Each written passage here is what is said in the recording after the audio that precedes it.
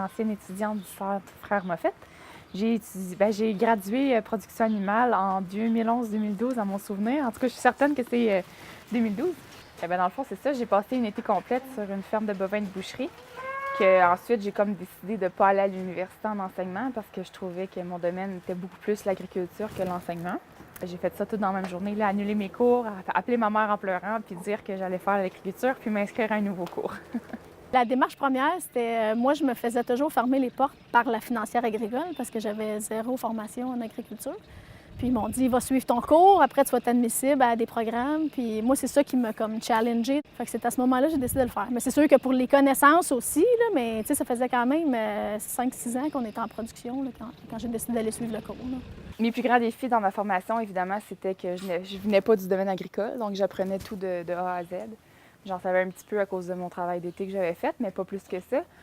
Puis ça a été surtout de tout assimiler en si peu de temps, puis de mettre tout en pratique aussi rapidement aussi, parce que tu veux aider le producteur et non le nuire, même si tu es juste une stagiaire qui n'est pas rémunérée en tant que telle. Donc, nécessairement, tu veux aider et non nuire. Là. Fait que c'est un des gros défis qu'il y a de tout assimiler rapidement l'information parce qu'il y a extrêmement beaucoup d'informations.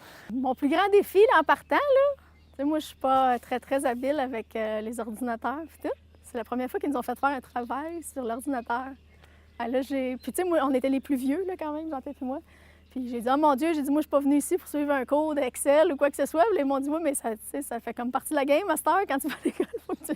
Ça a été un des plus grands défis. Mais après, c'était plus de me faire confiance parce que ça faisait longtemps que je n'avais pas été à l'école. Puis là, c'était de me remettre dedans. Puis quand on arrivait à un examen, ça m'énervait tellement. Des fois, on essaie de faire un peu vite, puis j'ai déjà renversé de la machinerie sur le chemin. Évidemment, c'était pas de la grosse machinerie, mais ça m'est arrivé. Mais tu sais, on se relève les manches, on replace tout ça, on répare, puis on repart. Mais ça nous apprend à être sécuritaire dans tout ce qu'on fait, puis de ne pas prendre pour acquis tout ce qui se trouve autour de nous, là. Puis des souvenirs, j'ai beaucoup de beaux souvenirs, là, dans le sens que ces gens-là que je vous ai parlé, ils m'ont tellement fait confiance sur beaucoup de niveaux que ça a été vraiment un remontant dans mon estime de moi-même.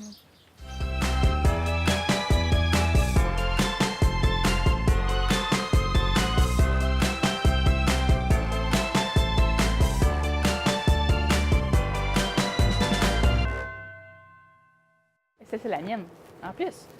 Tu es tombée belle. Oui, tu es tombée belle.